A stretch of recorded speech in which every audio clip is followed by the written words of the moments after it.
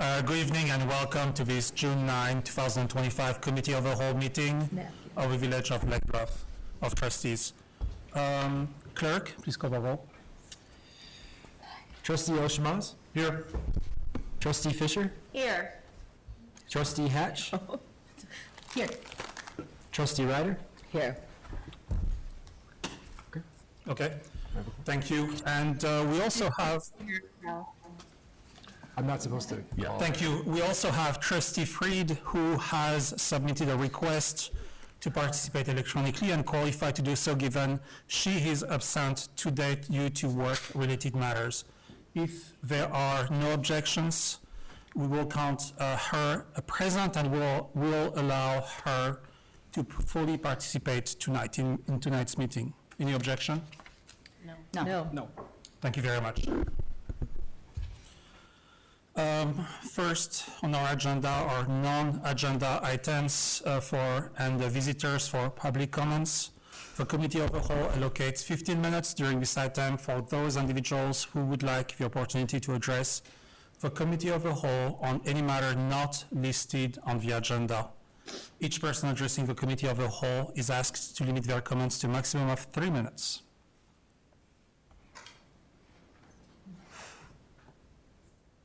For any matter not on the agenda? Oh, no. Thank you. Anybody online would like to make a comment? If you're participating through the village's Zoom meeting, now is the time to raise your hand if you want to make comments on something that's not on the agenda, and you'll be recognized. I'm not seeing anybody. Thank you. I would like also to add that as we move into the upcoming discussions, that I ask that we keep the conversation to be respectful to all participants. I will ensure that everybody has the ability to be heard for 3 minutes. And I will not tolerate disruptions such as heckling, loud noises, clapping, or other interruptions. I want everybody to be heard in a respectful manner. If you cannot be respectful, I will ask you to walk out. Thank you. Next, our general business is the Committee of the Whole will entertain requests from anyone present to modify the order of business to be conducted. I don't think that we have much requests. And next are the consideration of our minutes from the May 28, 2025 Committee of the Whole meeting. Is there a motion to approve the minutes? So moved. Second. Are there any changes to these minutes?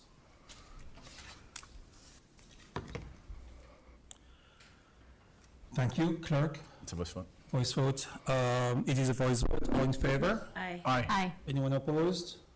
And the motion carries. Thank you. Next is the main item tonight is a discussion regarding speech displays for flag ribbons on village property, including the LGBTQIA+ Pride celebration request. Drew? So in your packet is a memorandum it was prepared by myself and the village attorney. Following the village board's vote at its most recent meeting involving a village display property, which really involves public speech on public property,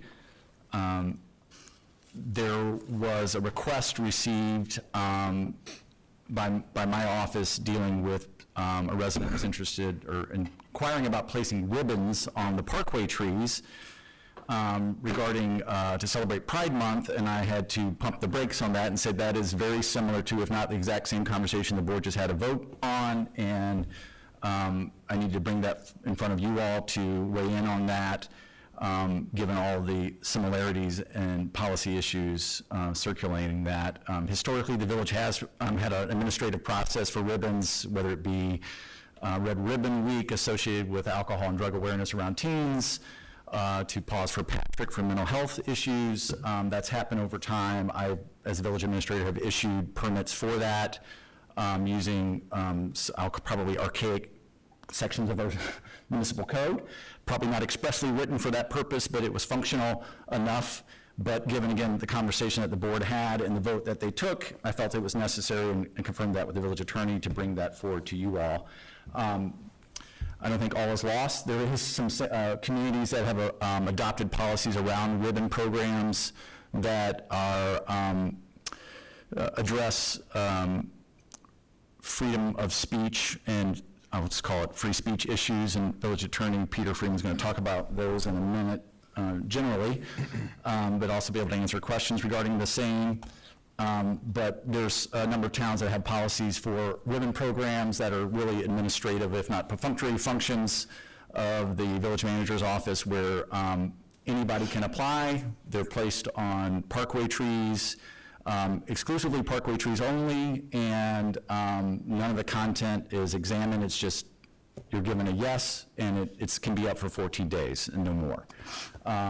Most of the towns that have those programs say that they have to be removed after 14 days, and the village reserves the right to take them down sooner than that, as well as community members, if they don't like the ribbon for whatever reason, can tear it down. I think Village Attorney Freeman will talk about that a little bit, why that may bump up against some freedom of speech issues, but nonetheless, that's how many communities have addressed it and managed that.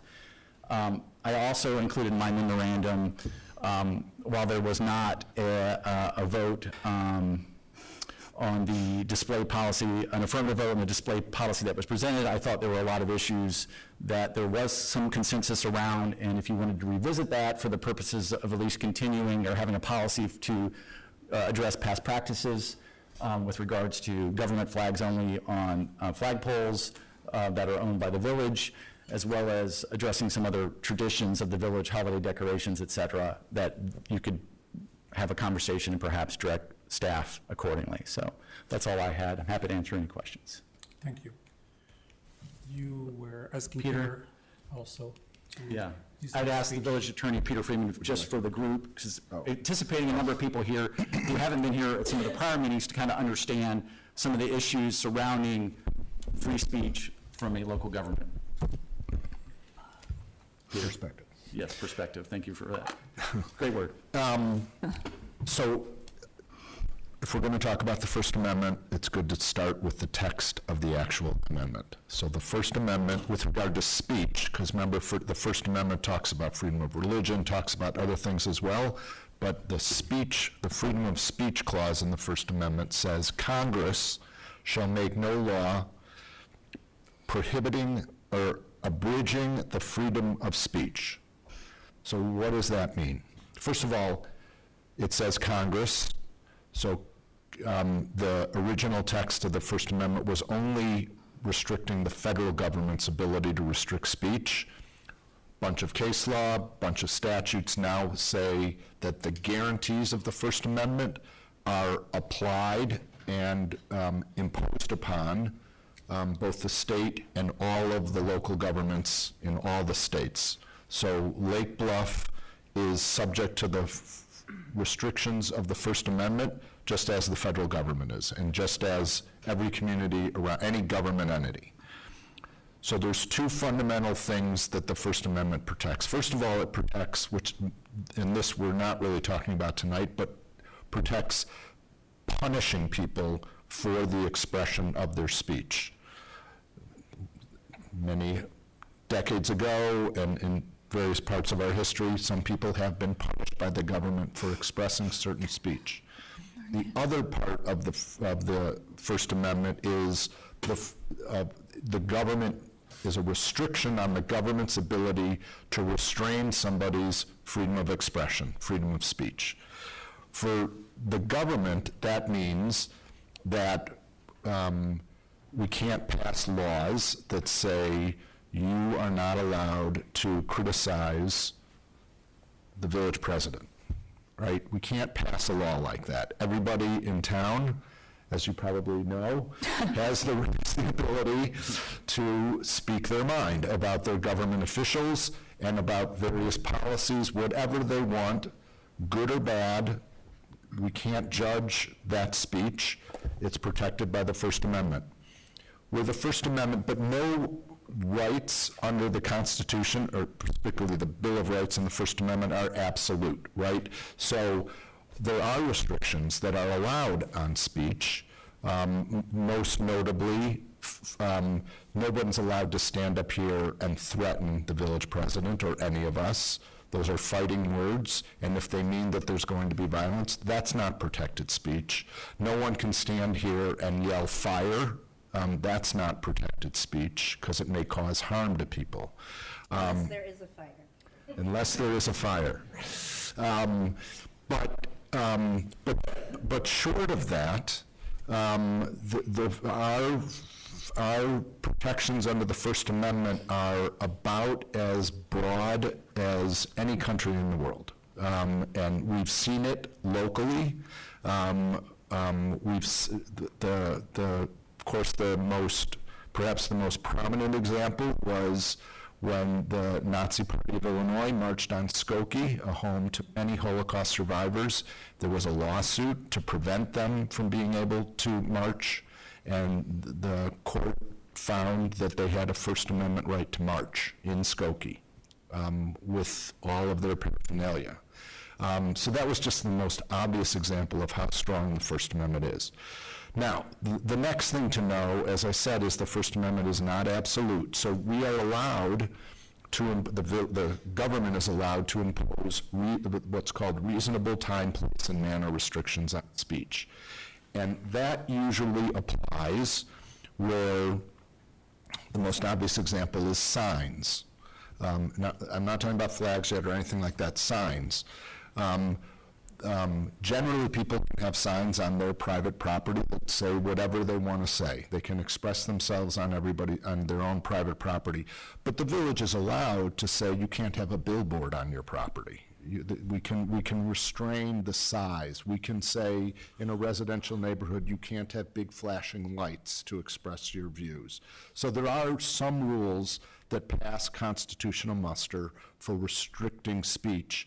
The key point regarding that and everything else is the rules, whatever we say about restricting speech, it's got to be content neutral, right? We can't say, if you want to say the village president is the greatest person in the world, you can have big lights. You can put that in lights. But if you want to say the opposite, that we want to be a really small sign in the corner of your property. We can't make those distinctions based on content. The other thing, and I think this is the other way to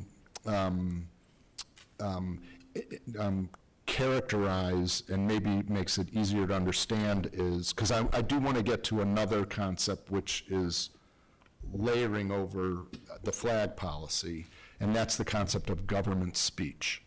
The First Amendment protects private citizens from government interference with their speech. Generally, as I said, on private property, there's only so much the government can do to regulate private speech on private property. There's only so much the government can do to regulate private speech on government property. There are lots of examples, the Village Green being one of them, where the government, the village, allows free speech to take place on. It's called a public forum. And just like those restrictions that I said need to be reasonable, within that public forum, the village is generally not allowed to pick and choose. So if we want to open up the Village Green as we have to speech, that means we can have regulations, we can require that there be an application, we can require that we get notice, we can put maybe time limits on how long something can be up. If there's going to be a crowd, we can have crowd control, requirements, things like that. But we can't, in imposing those restrictions, we can't, again, base those restrictions harder, easier, based on the content of the speech. Now, the other level of speech is, that's all private speech, whether it's on private property or government property. The other type of speech is when the government speaks. The government's not a human being, but still the government can speak. And when the government speaks, the First Amendment does not apply, because the First Amendment is only a restriction on the government's restriction on private speech. There is no restriction on the government's ability to restrict its own speech or to pick and choose. The government gets to pick and choose. just one example, because it's recent, and I think it does explain things, is in the city of Boston, they had 3 flagpoles right in front of the city hall. And on 2 of those flagpoles, they had either the Boston flag or the US flag or the Massachusetts flag. On the 3rd pole, they allowed private entities, private citizens, groups, what have you, to send in an application and say, we would like our flag to be flown on that flagpole. And for 30 years, all of those requests were granted, and the group would come in with their flag that they owned and raise it up on the flagpole, and it would fly for a day in front of the City Hall of Boston. And then a flag with the Christian cross was proposed to fly on that flagpole, and the city said no. And it went all the way up to the Supreme Court. This is just 2 years ago. And the Supreme Court had to decide, is that government speech or is that private speech? And the Supreme Court said that it was private speech and therefore could not be prohibited because the government's not allowed to pick and choose. But they said it was private speech because the city it was basically that flagpole had become a public forum. The city never said no to anybody. It wasn't the city's flag. They didn't own the flag. And they weren't allowed to pick and choose. It had become a public forum. And it emphasized the point, which the court said, if those were all city flags that the city owned and the city had a flag policy that said, here's how we want to speak. This is our speech. The court said then they can decide which flag they want to fly with almost complete discretion.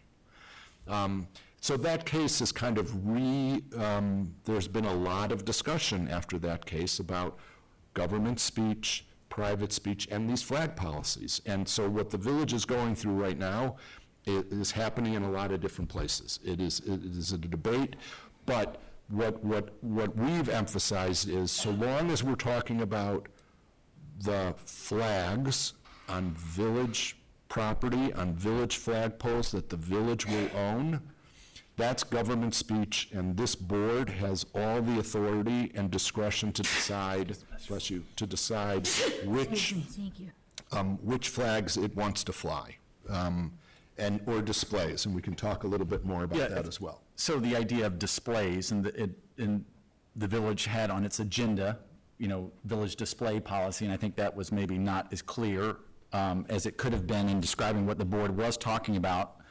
But that the idea is that it can be more than just flags, and the idea of thinking about the ribbons, that's a display or speech, but it's not necessarily a flag. Can I talk about the ribbons for a minute? Yeah. So the ribbons, whether that's government speech or whether that's private speech on government property, the devil's in the details, right? It's the same principles that apply to the flag. So in Clarendon Hills, as far as I can tell, those are private ribbons not owned by Clarendon Hills that are being placed on public property. So I think that's private speech on government property, and all of the restrictions that I talked about reasonable time, place, and manner, and that has to be content neutral, and they can't pick or choose. We like that ribbon, we don't like that ribbon, we like that commemoration, we don't like that. Making those choices could be a problem.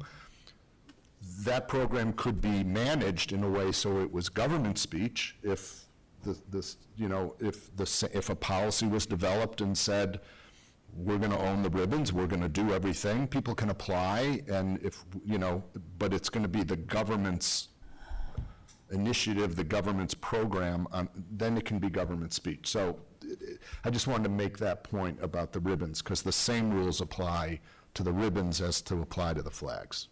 So, and then the distinction that we talked about earlier with the village green has been a place that the village board 5 years ago decided was going to be a place where private speech can happen on public property, and set up policies and procedures around that to include an application that's available on the village website, and which people have taken advantage of over the years. And some more memorable than others. But that's all I wanted to add to that, Peter. Sorry to interrupt you if that's... No, I think Yeah. I'm happy to answer questions or whatever you Thank want. you.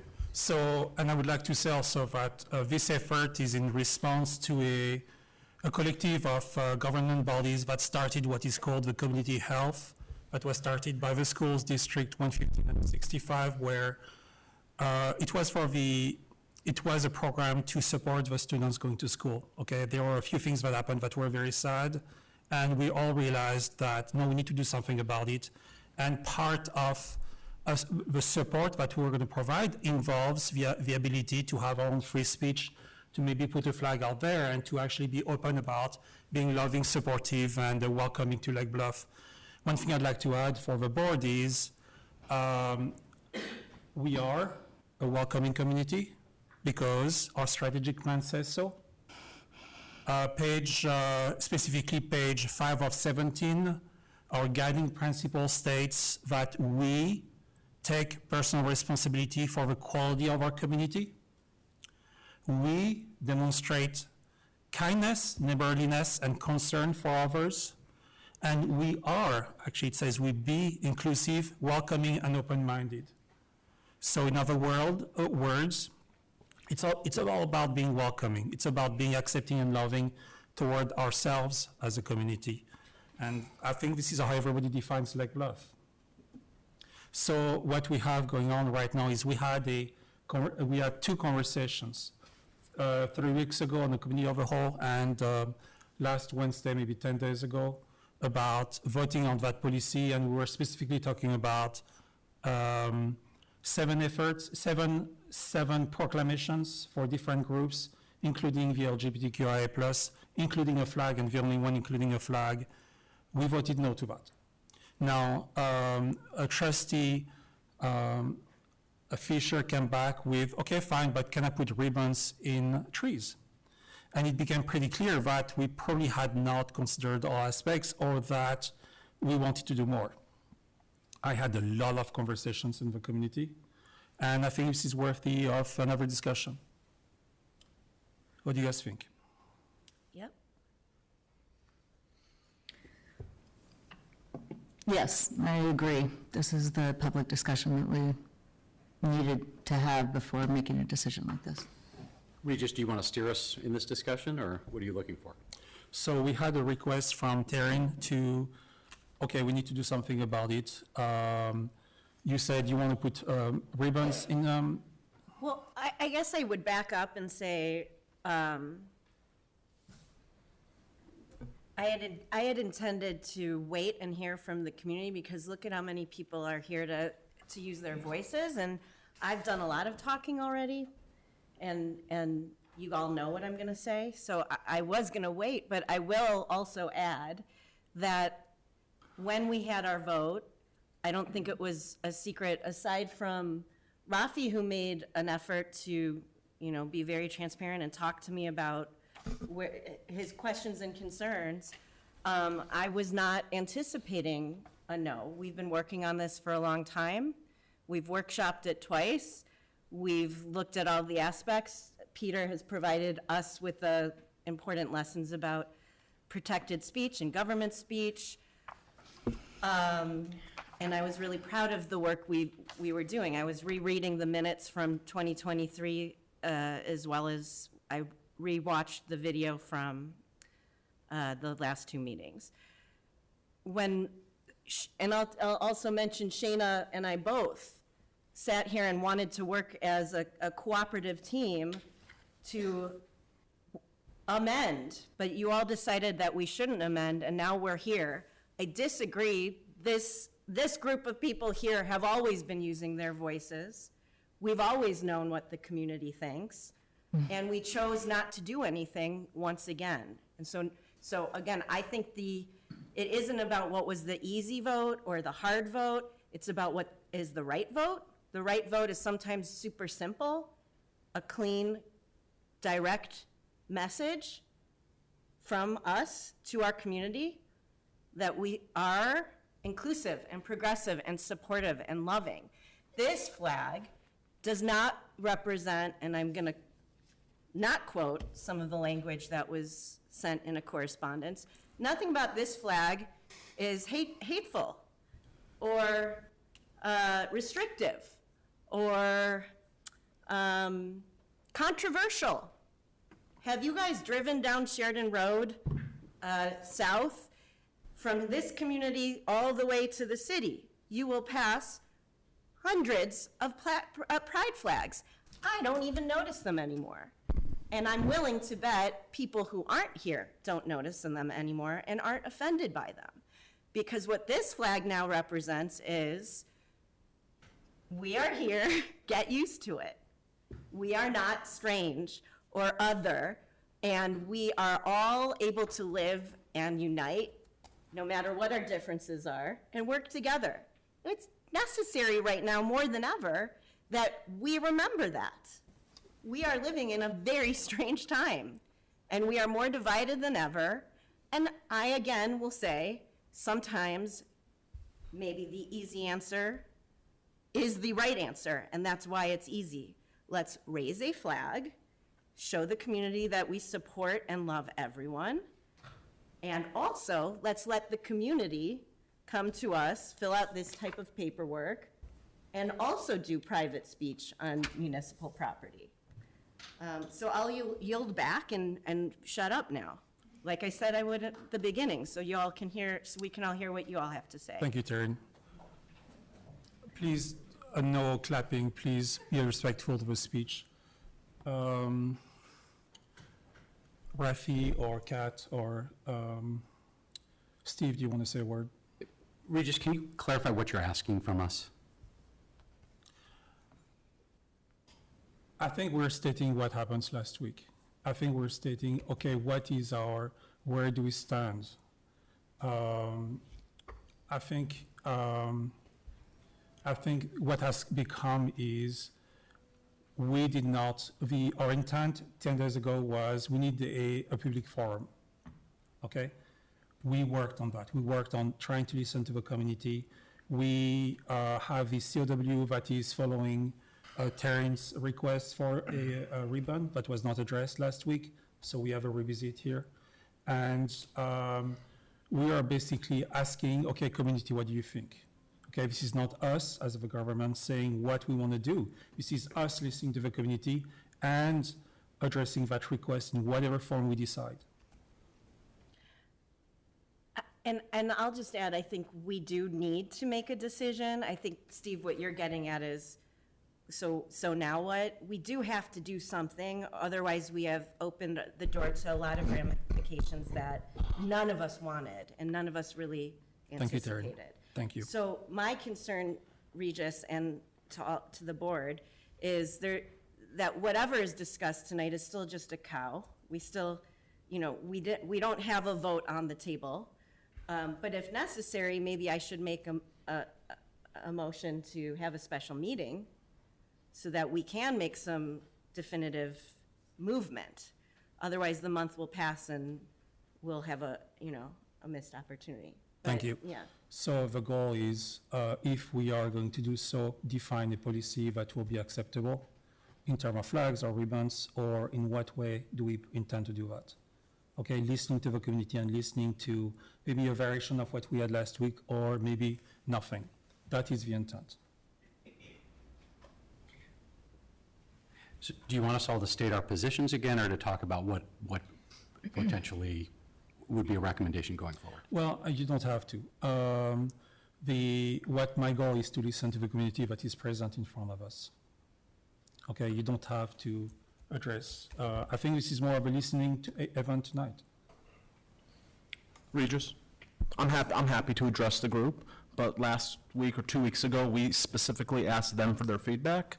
They're here. I'd love to hear from them. Yes. So I think we should do that. Thank you, Rafi. Good for me. Kat? Yep. Okay. Great. So as we're going to turn towards the room, one thing to ease the work of the people who are going to transcribe that on paper, when you go to the lectern, please state your name and your address. Behind the lectern is a sheet.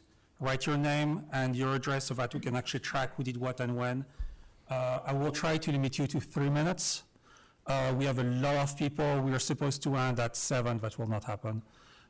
Please be brief. Don't try to be too long for the clarity of the argument, okay? And I will try to direct you, and that's going to be great, okay? Is there anybody who would like to address the group? Mary? Good evening, everyone. My name is Mary Cole. I live at 24 East Washington Avenue in the Tiny Cute Apartments near, right down the block. Let me just say that the reason I'm standing here today is not just as a resident, but I recently was sitting in that seat where Mr. Elshmas now sits, and we are very excited to have him. The reason I feel like that's important is because I've recently stepped off the board, but I have been here for the last 2 years of these conversations. And I think everyone on this board knows that once we started talking about Pride Month, I got real excited. I had different ideas. Some of them haven't necessarily been tabled as much. Pride pups, we can talk about that later. I love the idea of Lake Bluff celebrating Pride Month.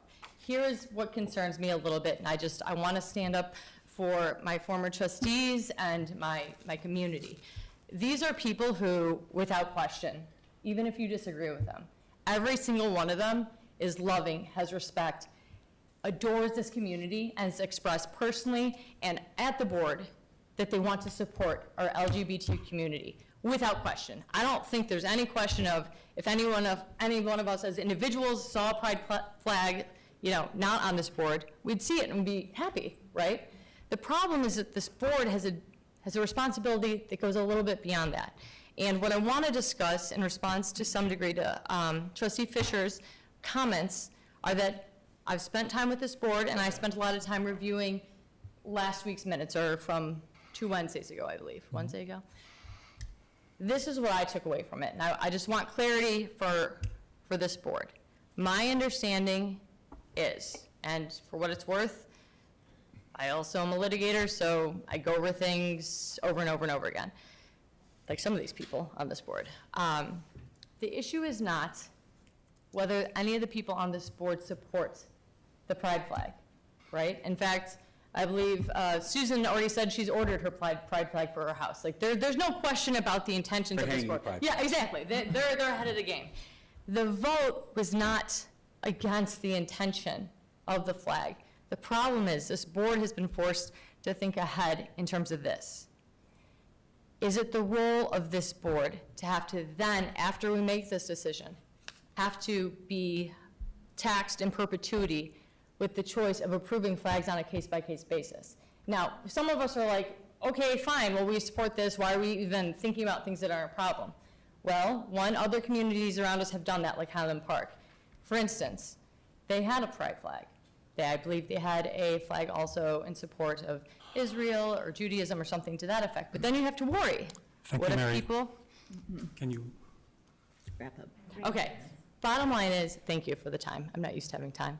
Bottom line is, there's a long-term concern that this board has about having to be put in a position of voting in perpetuity. So the question becomes, can we think of a better way? Not a watered-down way of celebrating Pride Month, but a better way. And we can do that by utilizing the permit, and we can come together, pitch an idea. We can have a festival. We can celebrate in a much greater way than just a flag. That is my proposal. Thank you. Thank you, Mary. Can you write your name? Thank you. Who else would like to apply to, please go ahead. Hi, my name's Richard Driver, 726 Birch Road, and I kind of apologize, I forgot my hearing aid, so I missed a lot of, I didn't get all the discussion. So excuse me if I just kind of brush that over a little bit. However, we're about to celebrate the 4th of July. On the 4th of July, we're celebrating our Declaration of Independence, which proposed that all men are created equal, certain inalienable rights, including free speech, or didn't include free speech. It included life, liberty, pursuit of happiness. In that spirit of 1776, it would seem inconsistent with those values to not deny a group to display a symbol of their quest for recognition of these values for themselves. Their symbolic flag is not vulgar, it's not distasteful, no way, it doesn't really create a problem with its appearance. There seems to be little basis to deny its display if one truly embraces our founding fathers' values of all men are created equal. And I understand there's complexities to that, but I also agree that sometimes the answers are very simple and right in front of us. And so if you let that guide some of your discussions of what our founding fathers believed, I think we'll come to the right answer. Thank you very much. Thank you very much. Please.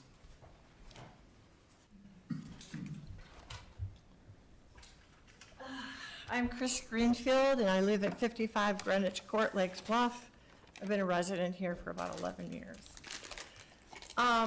Echoing what your president said at the beginning, you know, you look at the motto for the village about a welcoming community. When you look at our write-up, we're a welcoming community. And I think the easy choice here is to remain a welcoming committee. I am a retired teacher, and I was looking at the statistics about adolescence and suicide, and that it's a huge number of students who are here today, and they understand social pressure and wanting to fit in and to be part of the community. And our hesitation about passing this just gives too much doubt as what we really feel. Our hesitation is speaking volumes to these people out here who don't want the hesitation. So I understand all the legal aspects, but when you have to make a decision that maybe will lead to another decision down the road and another decision down the road, you'll have to do that and make that decision at the right moment, at the right time, and you'll deal with those other decisions when they come your way. And right now, in the community, in the spirit that we have in this country, where there is so much us and them, when there is so much division, and when you talk about the leading cause of death for children from 10 years on to young adults at 34, the second leading cause of death is suicide. And the number one thing that they promote for that reason is not fitting in, not a sense of community, not a sense of belonging. So I think the right decision is right now is to stand on the right side and not just wave the flag for the 4th of July, but to say we're a community that welcomes everyone always. Thank you. Thank you.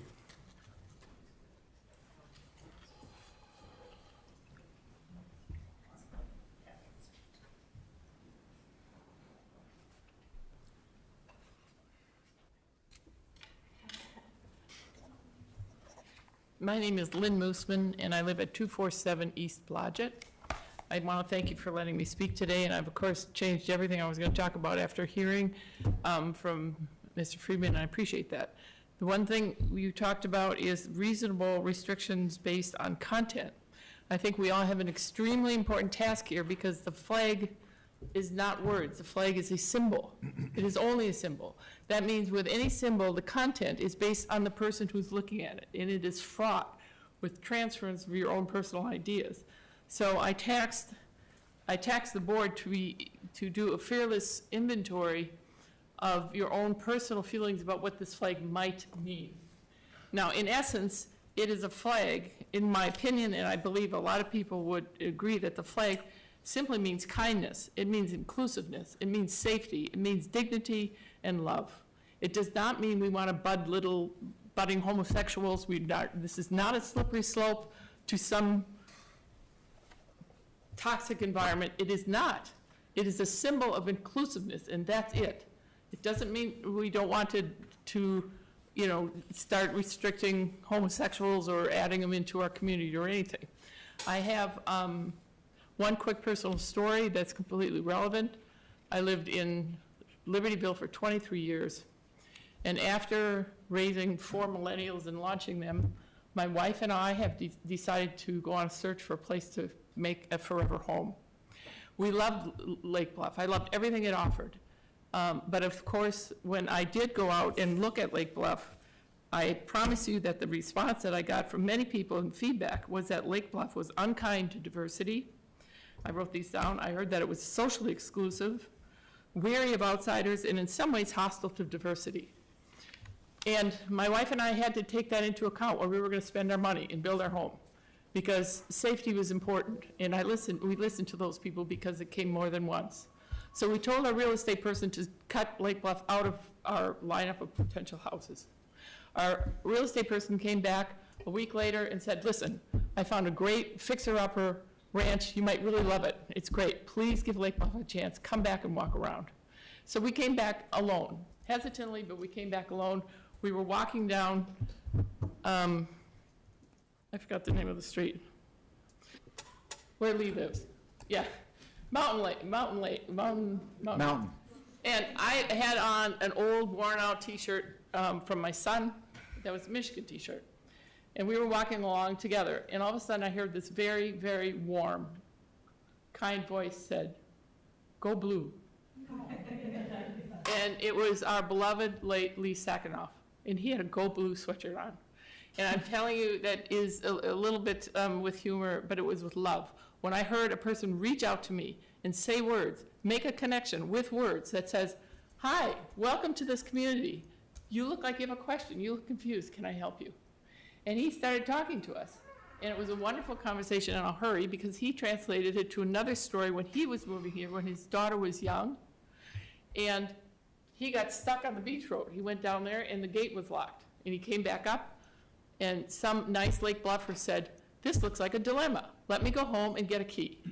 So Lee was stuck behind the gate. The person went home to get a key, but while he was waiting, a second Lake Bluffer came by and said, "This is a dilemma. Can I go home and get a key?" And Lee told us that day, Nancy and I, my wife, my beloved wife, who, by the way, is the kindest person in the world, he told that was pivotal in his decision of buying a beautiful home here, of keeping up a beautiful piece of property, and committing to this, and committing to this city for a long time. Nancy and I did buy a house here, and we have pride in this house. It is not the kind of pride of me standing on a soapbox, flying the flag, which I love. It is the kind of pride that said, I will take care of my property, I will pay my taxes, I will love the people here, I will invite people here, I will invite them into my home, and I'm proud of this city. Thank you very much. Please fly the flag. It is a symbol. We are not looking for budding homosexuals. Thank you.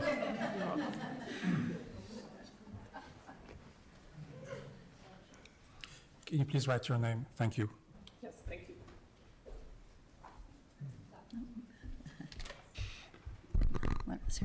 Hi, I'm Kelly Haramis. I live at 213 Ascot Court. Thank you for the opportunity to speak tonight. I'm not here just as a concerned citizen, but as someone who cares deeply about the values of our village. That cares deeply about the values our village claims to uphold: inclusion, respect, and dignity for all. June is Pride Month, a time when LGBTQ plus people around the world celebrate their identity, honor the history of the struggle for equality, and call for continued progress. Flying the pride flag is not a political statement. It's a human one. It tells our LGBTQ residents, neighbors, students, and family members, you belong here, you are seen, you are valued. Symbols matter. When we raise the flag, we're sending a message to young people, some of them are here, who may be struggling with who they are. We're showing them that they live in a community that will stand with them, not turn them away. This simple act could be the difference between someone feeling isolated and someone feeling safe. Some may say it's controversial. I saw your meeting a couple weeks ago. I say it's compassionate. Flying the pride flag isn't about division, it's about unity. It's about living up to the promise that this village is for everyone. I urge you to please fly the flag, and let's be the kind of community that leads with love and not fear. Thank you. Thank you.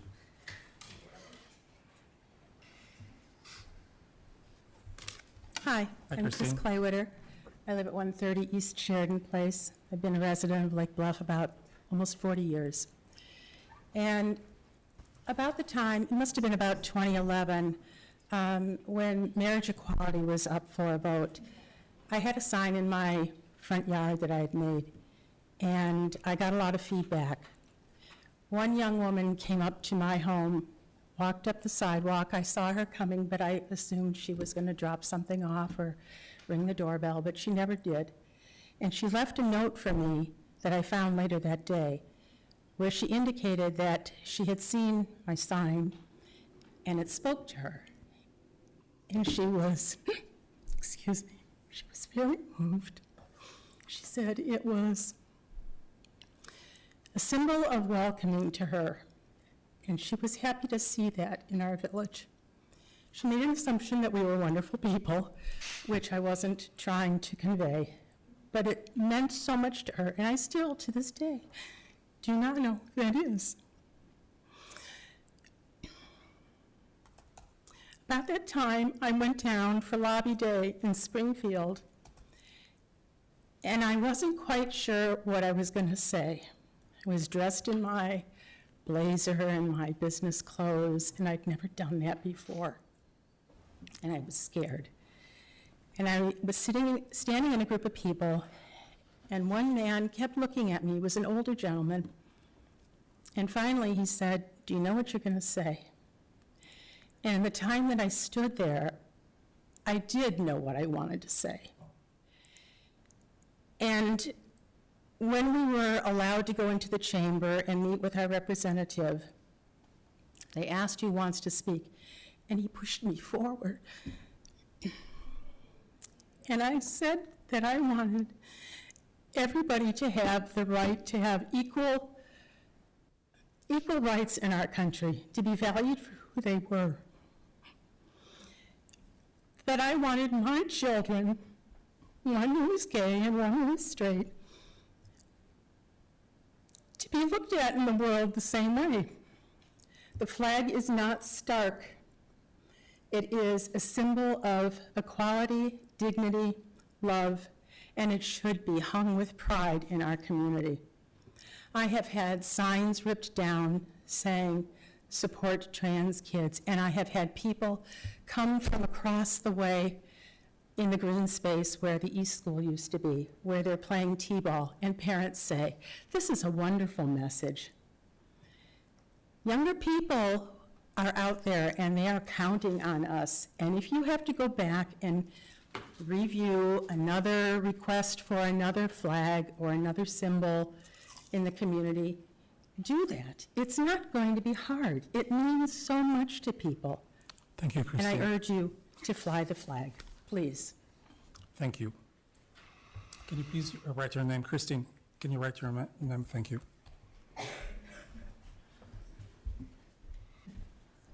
Hello, my name is Nora Sharman, and I live on 300 East Blodgett Avenue.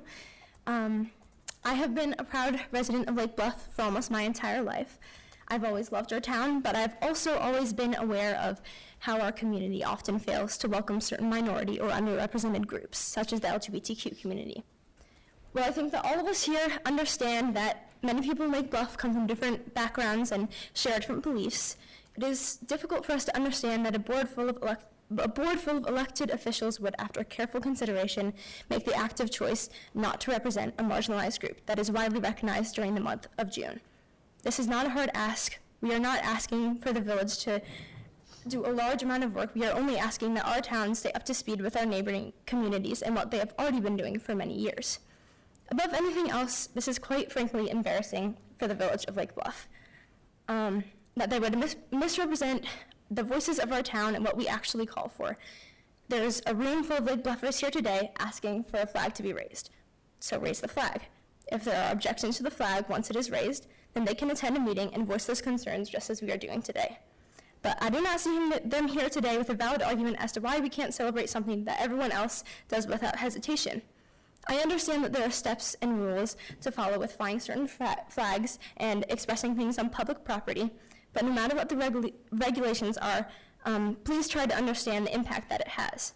that a young LGBTQ kid might have taken a walk in our village and seen a group of people displaying hateful political signs against the opposing political party, but then find out that that sign of hate speech was more accepted by our village than a flag symbolizing love, community, and respect, all things that the village of Lake Bluff claims to embody.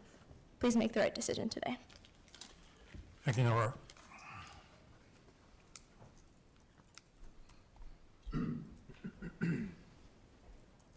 Good evening. Jessica Czar, 14 Forest Hills.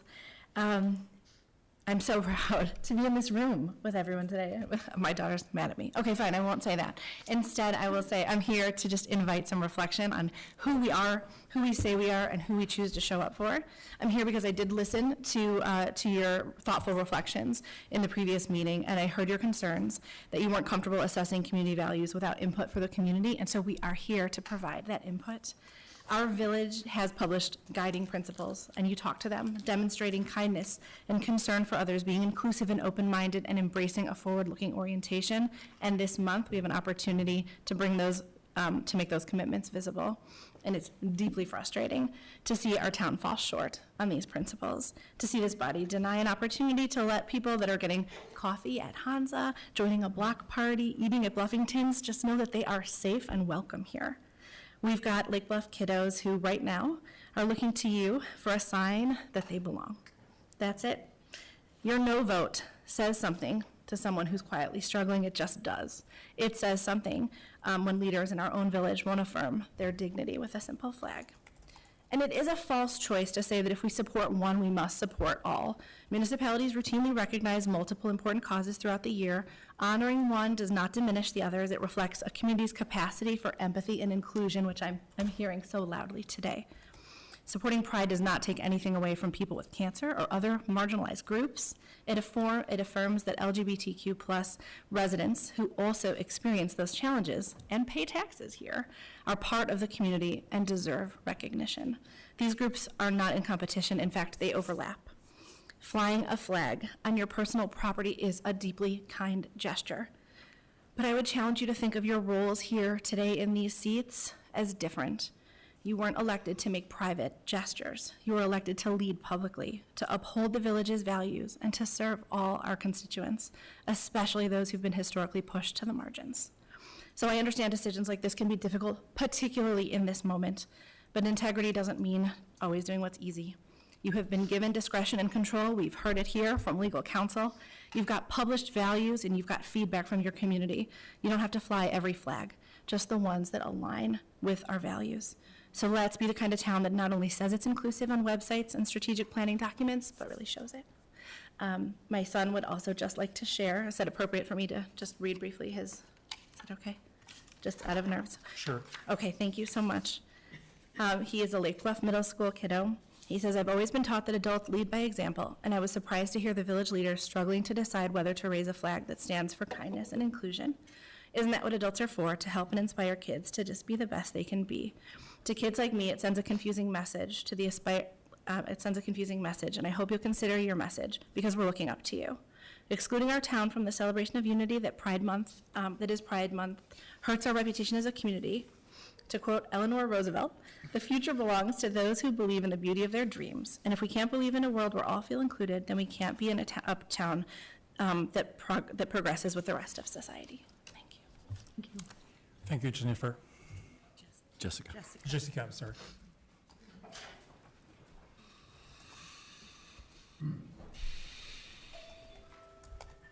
Hi, my name is Katie Sakara. I live at on Witchwood in Lake Bluff. I came to say that I was really disappointed and upset to see the no vote to the flag at the May meeting. I like to think of Lake Bluff as being an inclusive community with close neighbors and close friends that support each other, but that vote really felt like it sent a different message. For most of the LGBTQ community and their allies, Pride isn't just a month. Pride is really 365, meaning it's something that we're all focused on every single day of the year to make sure that our LGBTQ friends and our loved ones are feeling safe, supported, and they're seen. And why all year, you might ask? Well, that's because the majority of our LGBTQ youth, 52% who are enrolled in middle or high school, reported being bullied in the last year, over half. And then 1 in 3 reported being bullied in person. And in fact, I think this has been cited similarly by other people, but the Trevor Project has also reported that 41% of Illinois LGBTQ youth have considered suicide. Our local community, unfortunately, is no exception to these statistics. Kids do not feel like they're supported, they don't feel safe or can outwardly be themselves. Unfortunately, adults in our area lash out online against the gay community, and in fact, even in Instagram posts for groups devoted to student pride. It's beyond upsetting. So then in the month of June, there's a little bright spot, right? There's Pride Month. There's 30 whole days to see some signs of support, to feel more seen, to maybe see a flag at a neighbor's house or in a neighboring town's streets like Highwood, Northbrook, Deerfield, Buffalo Grove, but not here, not in Lake Bluff. What does that say to the community? What message is that sending? It's not a great one. That's why every single flag matters. Every single pride flag matters. It's a simple symbol of support and inclusion, but it's entry level. It's a basic support at this point. Our kids and our LGBTQ friends and our neighbors deserve better. Let's be a town that really focuses on how to be inclusive, especially for a group that feels excluded and even threatened. Wherever the flag is, wherever those flags fly, please let's just get it done. It's well past time. Thank you. Thank you, Kathy. Katie. I'm really sorry.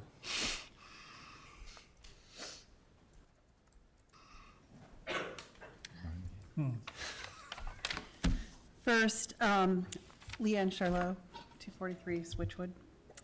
And first, thank you for serving on the village board. I really do sincerely appreciate the time and care that you bring to the work that you're doing here. I want to encourage the board to move forward with a policy of observing Pride Month. A pride flag is a wonderful start and one of many ways to mark the occasion. So many local communities have made this choice over the years, and Lake Bluff is overdue to participate. Celebrating Pride Month fits with who we are. Our strategic plan names a commitment to the creation of a vibrant community culture, names our guiding principles including integrity, demonstrating kindness, neighborliness, and concern for others, and being inclusive, welcoming, and open-minded. Happily, celebration of Pride Month fits with all of these. I understand that there's been some discussion about what it means to allow Pride observance and how this will impact other groups who may request recognition. However, I hope that won't derail our progress in celebrating Pride Month. Pride is dissimilar from other requests you may hear. As you know, LGBTQ folk make up about 10% of the population. And this request has no malice toward any other group embedded in it. It is literally a symbol of love, welcome, and freedom. Our actions as a village have mental health impacts. As others have said, while suicide is the leading cause of death for young people ages 15 to 24, LGBTQ youth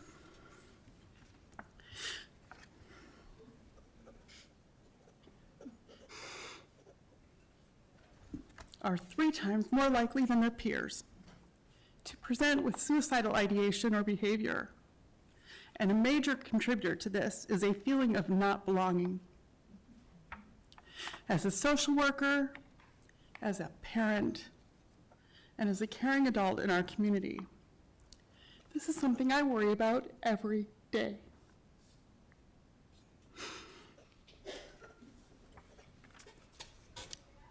I wrote on social media calling out the board's past vote against the village displaying the pride flag. I got feedback that my comments might be interpreted as implying that board members are homophobic. I know several of you personally, and I know that you want the best for LGBTQ folk. I'm concerned, though, that not acting to move ahead conveys a different message. Celebrating Pride Month with flags and other observances communicates love, welcoming, and acceptance, and fits with who we say we are. Intended or not, having to take years to get our Pride observance underway, or simply deciding not to do it, suggests that we are, as a community, not welcoming and supportive. We have raised 2 kids in Lake Bluff and have deep appreciation for all that is wonderful about our community. The friendships, the beautiful lakefront, and all the events and celebrations that we share that make it special. The 4th of July parade, Santa touring on a fire truck, Winter holiday events and the colored orbs in the village green add to the joy of our town. Celebrating Pride Month will add another happy celebration to our community. So let's join in celebrating Pride Month and welcome our LGBTQ friends, neighbors, and young people. Thank you. Thank you very much. Leanne. Yeah.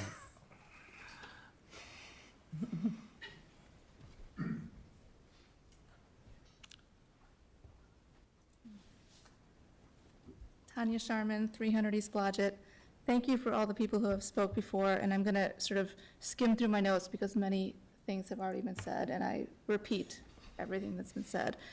But I'm here to show this community that I'm an ally, and I feel like I need to speak up. I've watched all the past meetings, even years ago, the notes, and so I feel like I'm up to speed on the issues that are at hand. I'm quite simply surprised that our town won't show unwavering support for this community, given all that's happening in our world today. I think it's quite simple. I know there's other factors you're all dealing with and I don't understand all the governmental rules, but it really should be a more simple decision and sort of I urge you to try to just take out all of the, just make it simpler, if that's possible. Today we're talking about LGBTQ plus rights. I've seen other meetings where we're talking about, like, what about other flags or men's mental health or other things? Make that decision later. I feel like Drew and Regis should be able to make those decisions at a later date, and today we should just deal with the issue at hand and what's important to our community today. Given our current U.S. government, what's happening, and sort of the allowance of people to voice opinions that might not have been voiced years ago, I feel like we should show extra support for this community. We shouldn't worry at this moment what other flags need to be flown. I think that should be something at a later date. I think it's been spoken about before by some of our youth. A no vote sends a very clear message. Not everyone sees every issue that's at hand and what you're dealing with. They just see the no vote. And they see that answer from our community. And that's difficult for them to process, as I've heard from this community. The unintended consequences on how this feels on actual people, not just how it falls on a process that you have to deal with, or a policy or a precedence, how it lands on the people that are hearing what the answer that you're deciding on is. And I think it's been talked about, Lake Bluff, our social media presence and all of our missions talk about inclusiveness, and that should obviously be taken into account. I'm going to read a few comments. I have a friend who couldn't be here today, who lives in Knollwood, and I realize it's not a voting community, but it's part of our community in all respects, in our schools, in our community. I'd like to read, she has experienced something, more difficult than just having a flag being torn down. Tanya, can you make it short? Yeah, I'll do it real quick. Thank you. Okay, this is the comments from someone else. Where do the kids go who are not safe at home to ask questions or don't have a support system to help them figure out how they identify? Are there safe people and places they can turn to? Are the schools able and willing to hold that space for their students? Lake Forest is not. What are the local resources to help? This is a bigger question we have. That is what a true ally does. As an ally, I see our community elsewhere. It is not found in Lake Bluff, Lake Forest, or Knollwood. It is not here. I watch Facebook groups to remind myself how unsafe anyone identifying as LGBTQ+ truly is here in the world at large. I look over my shoulder. This is someone who lives in our community who looks over her shoulder and won't fly a flag because they don't feel safe, even though that's in their family. So I'll just go to the end here. Thanks for letting me talk.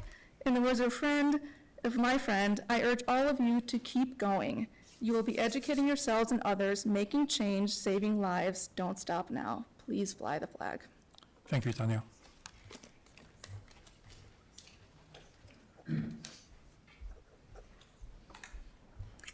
Hi. I'm Sophia Czar. I live at 14 Forest Hills Road.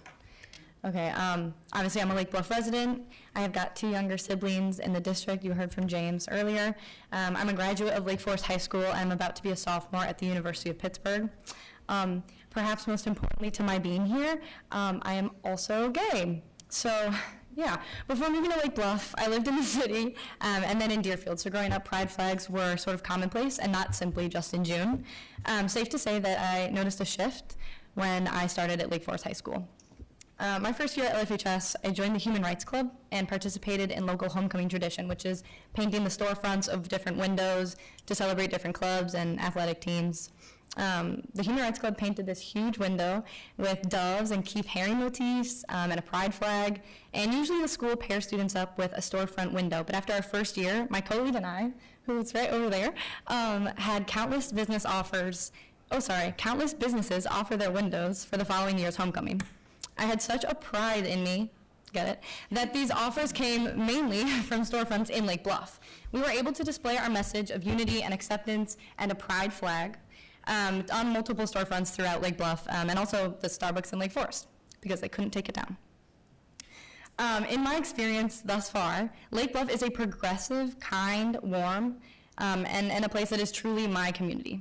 I know this town to be inclusive and its people compassionate. In fact, a petition is actively circulating, and in roughly 24 hours, which include the sleeping hours of last night, we've received a swift and strong response from the community. Your no vote is not an accurate representation of this town and its values. This no vote was a punch in the gut. The homophobic attitude expressed in this no vote is archaic, and it's tired, and I feel so embarrassed to have my town be an outlier within the greater Lake County and Cook County area, and frankly, so hurt. In an increasingly polarized climate, displaying a pride flag seems to me the most simple, most tangible affirmation of this town's community values. As you said earlier, Peter, and thank you for this government gets to pick and choose its speech, so pick this pride flag. Make this right, and please do it quickly. We are already 9 days into the month. Thank you, Sophia.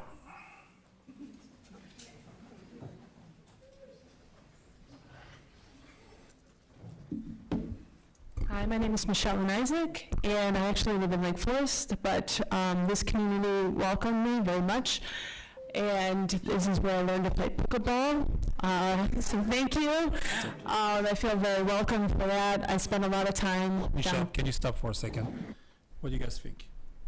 We should keep going. Oh, you mean because she's not a community member? Take Lake Bluffers first? What's the rule? She's not a resident. What's the rule? I would suggest to let her finish. I'd like to hear her. Everybody in agreement? Thank you. Sorry about that. Yes. I had a few things to say, but I'm changing it up a little bit because when I first walked in here, I was a bit nervous because I was like, I don't know, I'm gay. But then there was somebody out there with flags, and I was like, oh my gosh, you like me. You really like me. And that was so powerful, and sitting in here and seeing, I don't know, maybe some of you are like not into it, but there's so many flags, and every one of you said something positive. It is huge to people like me. I grew up like really scared, and I still carry a lot of that with me. So seeing a flag might not mean much to some of you, but to me, it's very powerful. It means, okay, I'm accepted here, I'm included here, people care about me here, and that speaks volumes. So I just wanted to say, the one thing I did plan to say was, in this time when it's so divisive, divisiveness comes very easy. This is a powerful, simple way to affirm that our village, your village, Lake Forest, Lake Bluff, wherever, we're very close, we're family here. It stands for dignity and respect for all, and it costs nothing to do that, but it means everything to the people who need to see it. Thank you. Thank you, Michelle.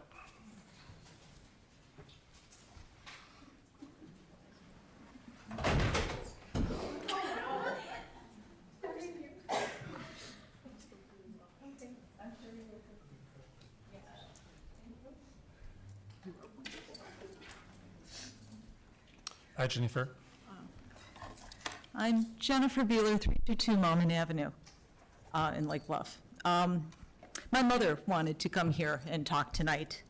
I told her about speaking to all of you at the Committee of the Whole and telling the story of my uncle who died of AIDS.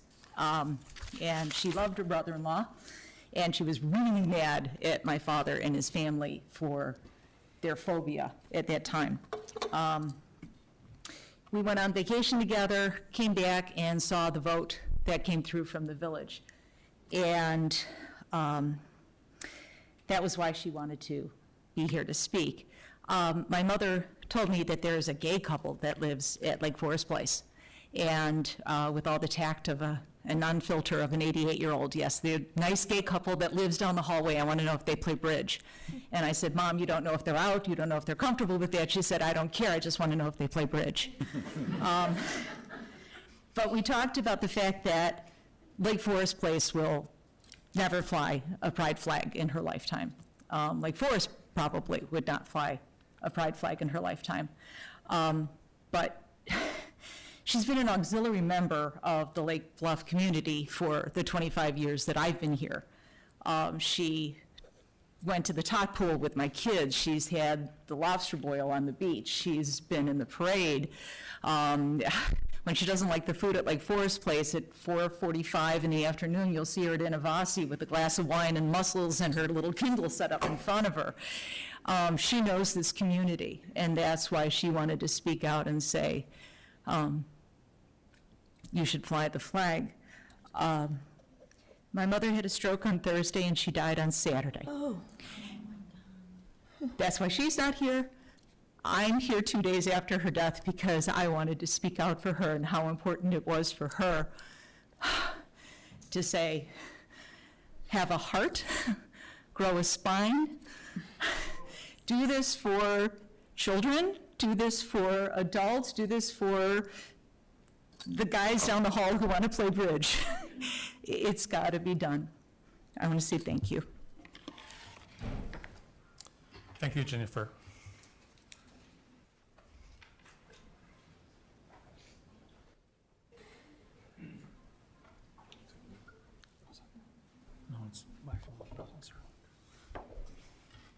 Jennifer, I'm sorry about your mom. Thank you for coming up.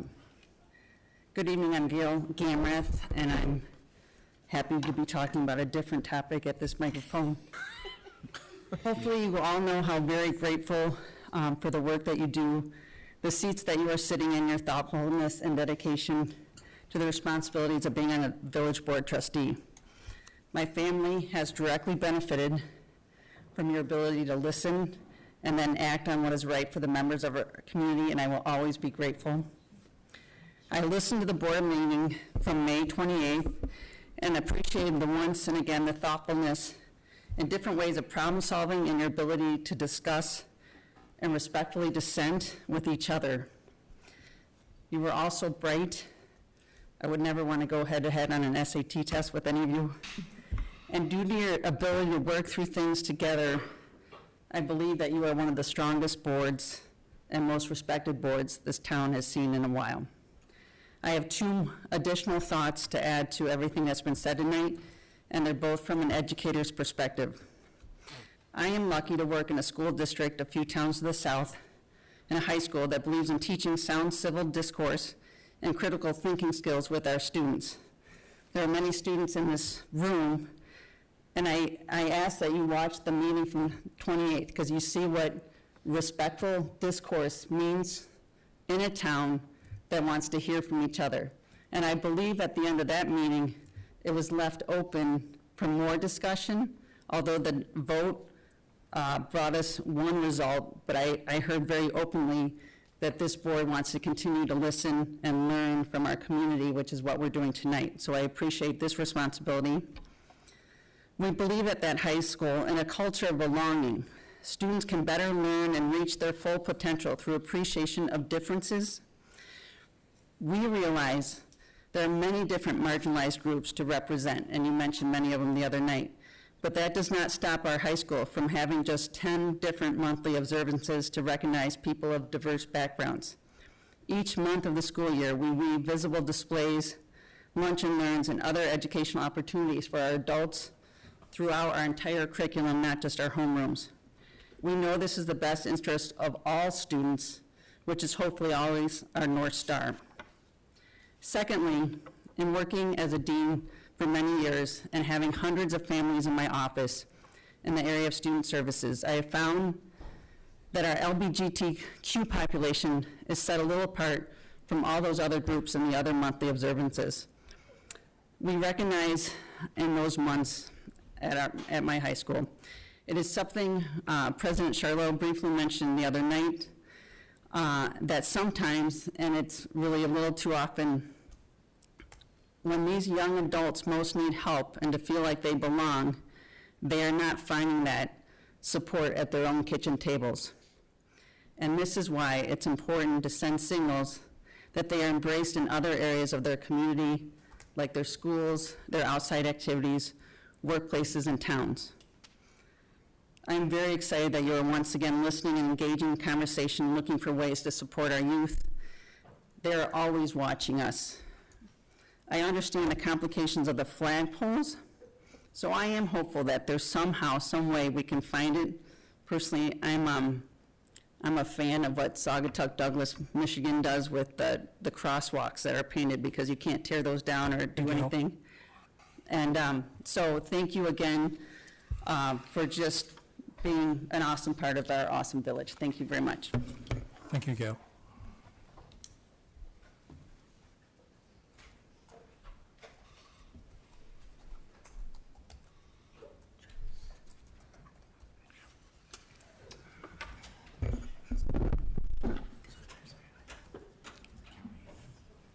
Hey, Nate Howenstein, 659 Pine, and I just wanted to say that a vote in the no is not homophobic. I think these guys are brilliant minds, some of the best legal minds of our time, all of you. But it's a policy type of thing, and I think they're looking out for that angle, and I just want to make sure those two things are not conflated. So I just wanted to say that.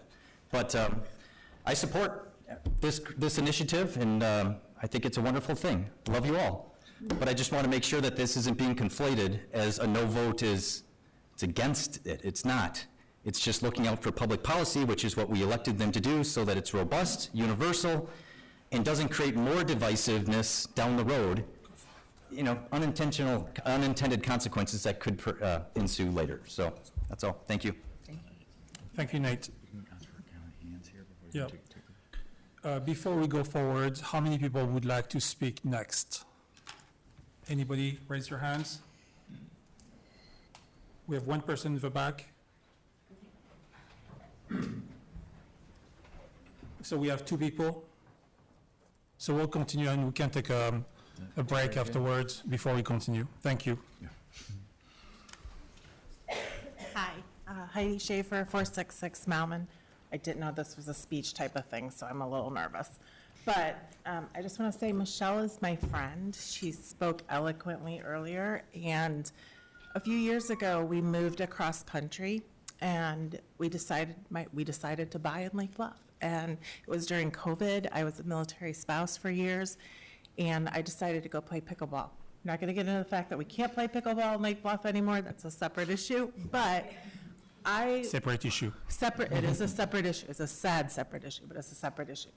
I met some very inclusive, kind people at a time in my life when I felt like I didn't have any friends and I didn't know anyone. And being a military spouse, you move a lot and you change a lot. And, you know, I think my change meter and meeting new friends was like done with COVID, you know. And it was so awesome to meet the people I met here and feel included from a sport. But I met Michelle and her wonderful partner, Jamie, and when Michelle was just talking about the fact that she saw a flag and felt included, I thought, there's nothing worse than not feeling included in your own community or being afraid that you won't be included because of who you are. So, you know, we just need to do something, and I think you guys you seem like you're smart people, so I feel like you guys will come to a resolution that works and do something quickly. And so I don't like confrontation, so I was a little nervous coming. My husband might disagree with that, but anyhow, thank you.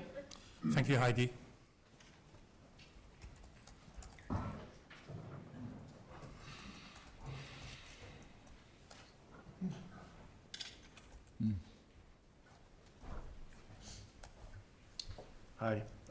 Adam Seithel, excuse me, 13 Forest Hills, Lake Bluff. My wife and I moved here about 3 years ago, a little bit more than 3 years ago, and my parents were asking about it. I grew up in Crystal Lake, so we moved close to the shore. That's wonderful. And so I said, I mean, it's amazing, the schools, if you've got kids, the first thing you think of is where to go to school. My mom taught me that. And then after that, it's like, you're next to the beach. I mean, it's a small town. And there's just so many wonderful things about it. So I'm driving with my dad, and I said, but there's a perception that I kind of hold here where I think my future kids might need to leave the village to encounter any sort of diversity. I said, so if you're going to go to school, they're all going to look the same. I said, and I don't really like that, excuse me, but everything else is so wonderful. I think given that, and it's my perception, of course, many other people have other perceptions, I think that a village such as this should work harder to be inclusive, not to seek to shirk the duty, and just kind of push it back onto the people. The people will fly their own flags, right? But we have a responsibility as a village then to also represent that, I think. And it's my sincere hope that listening to everyone here, you experiencing this, that you've perhaps overestimated the amount of legal work that goes into such a thing, and the taxation that would go forward, and how many other things you need to bring up, and perhaps through no fault of anyone's, underestimated how powerful this is for the community. Thank you. Thank you, Adam.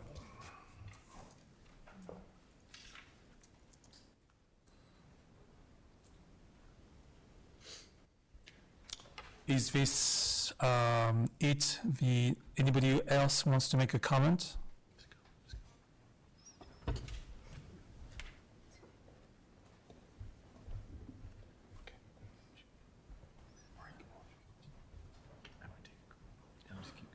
Let's take a 5 minutes break, and let's get back together. It is 7:28, 7:33, 7:34. Get together. Give us a break for a second. Thank you.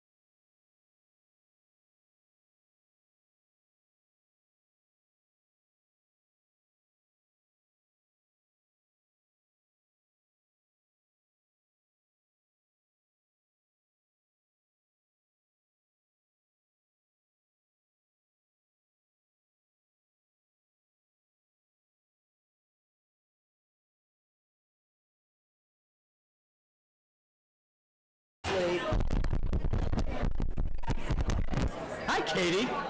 Come give me a hug. Oh, my God. How are you? So cute. Good to see you. Happy to be.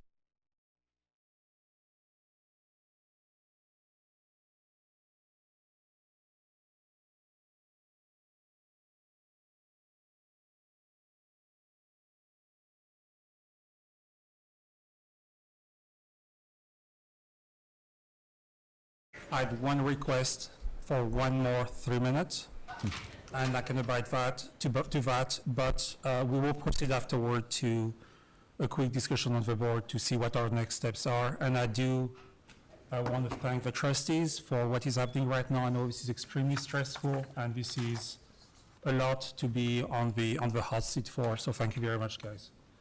We have one person who wanted to speak.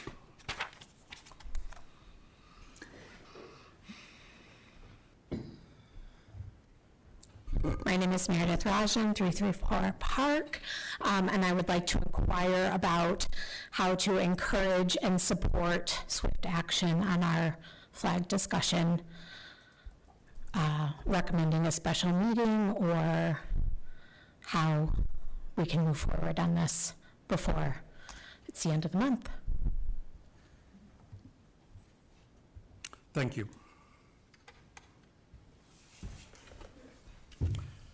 It's back on this side of the table, guys.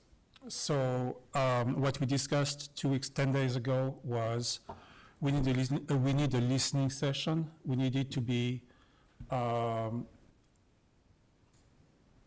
aspects of a community. So thank you very much for coming here, but I know that you guys are coming to represent. You're very much firmly in favor of a flag. I need to hear about everybody, okay? And so I want to do that. I want to get the community. I want to show personally that, I mean, I love Lake Bluff. I want to show that we are accepting, inclusive. That might not represent what we think. I want to show that for sure for the trustees to make an informed choice. That's where I am, okay? So guys, my next step is what will happen. We can do several things. We can have next Monday a special meeting on Monday, 7 p.m., that means June 16, or we can do that at our next meeting in 2 weeks from now, on June 23rd at 7 p.m. or at 6 p.m. on the COW, okay? Now, I want that meeting to have as many people as possible from different opinions. We want to hear that. We can do that in several ways. Our first meeting was, we were talking about village speech. Not many people showed up. We're now here today. This is an awesome representation. I love it. I'm not sure we're prepared to actually have a decision afterward. But one thing we can do on our next meeting is, okay, now this is our final conversation. We cannot have more conversation than that. So we have two choices in front of us. We can have a meeting whenever it is. We can also fly a flag. Let's fly a flag for a week, and let's get the reaction. That's not going to be unnoticed in the village. People are going to come here to reflect on what that flag represents to them, and we will make a policy decision. What do you guys think? Suzanne? I want to make sure that we address the ribbon issue, because I think we've been asked for direction from Drew on that issue. And I for one would like to direct, if we can, if we're permitted to do so, Drew to permit private speech as per any permit in the most rainbowy way we possibly can. It makes me sad that through this whole discussion, the town has remained really drab. There hasn't been an explosion of color. The only sign I've seen is, "Where's your pride, Lake Bluff?" rather than "Lake Bluff welcomes you." I'm disappointed that that's the reaction we've had. So I would love to see as much grassroots support. I understand that it's private speech on public property, and we're exposing ourselves to exactly what I didn't want to expose ourselves, but I would like to give direction to the administration to permit the private speech on our parkways, and for people to take these beautiful flags that they have and display them and make this town look as welcoming as it possibly can. I don't think we've had the kind of discussion we need to have to determine what the government speech will be. I still am concerned about the 3 traditional flagpoles.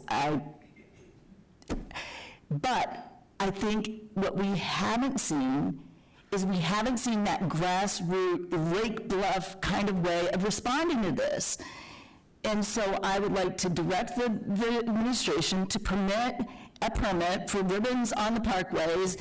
And as far as I can tell, the Clarendon Hills policy makes sense if we need a policy.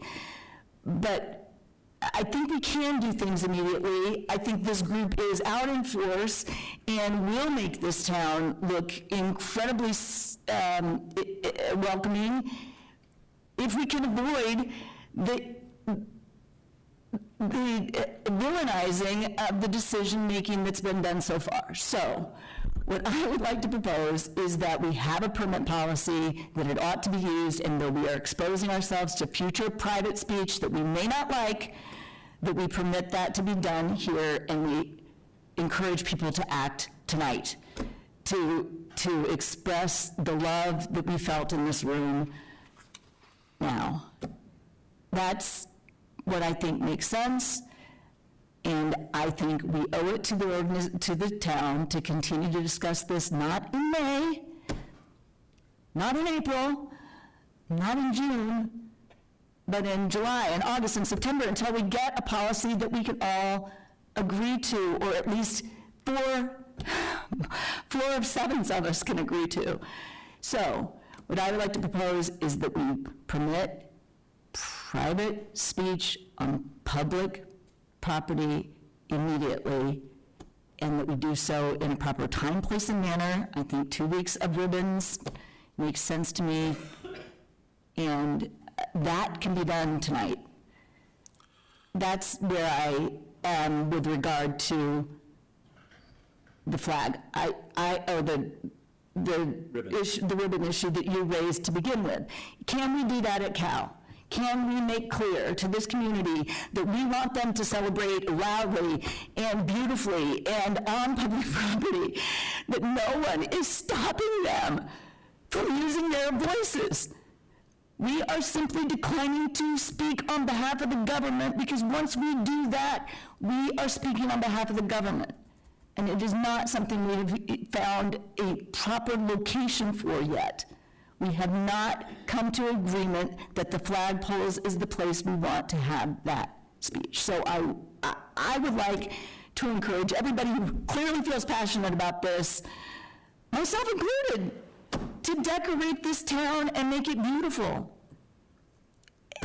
And we need to work. We owe it, as Taryn said some months ago, we owe it to the community to get a policy in place for those flagpoles that we agree we can all feel good about, and we haven't gotten it yet. Now, your proposal that we do something on a trial basis for 7 days. Peter, can you tell me, if we do a 7-day posting of the flag in the way that's been requested, is that something that sets our precedent for additional speech going forward? Not if it's government speech, not if it's our flag. It's government speech that we can choose to make this year, and may choose something quite different after we receive the feedback we're seeking, right? Correct. So, my proposal is that we do exactly what I've suggested. We direct you to allow the permit that has been requested apparently, and I will cede the floor for a minute and give further thought to whether I think the flag for a period of 7 days, while we determine how to move forward in this obviously very emotionally fraught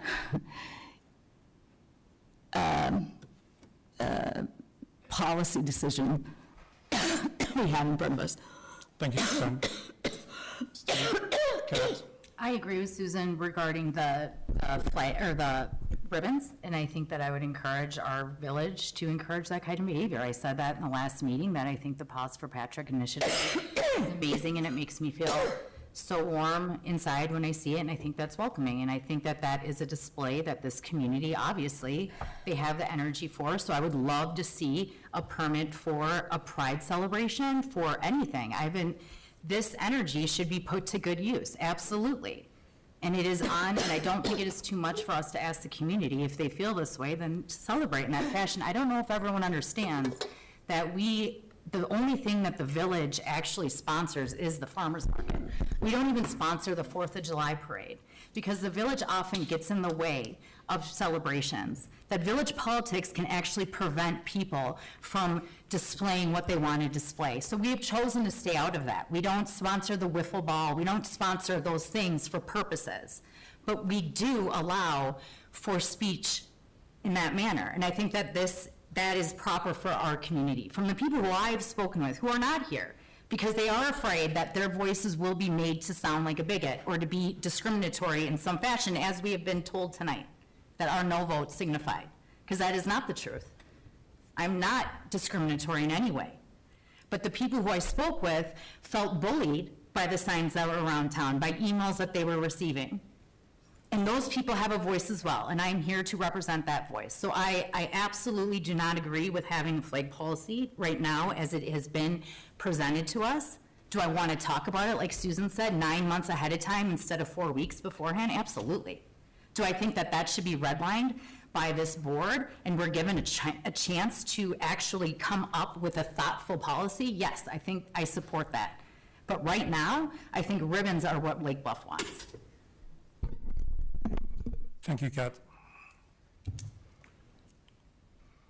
Regis, I'm sorry, Taryn. Go ahead. Go for it.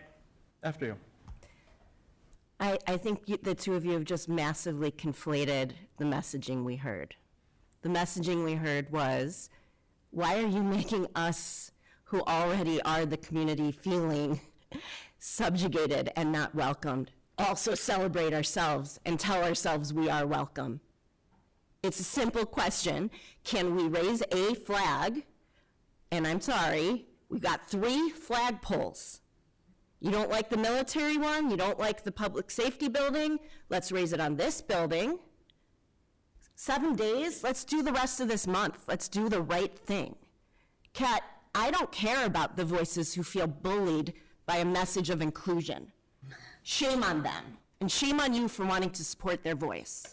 I'm very shocked.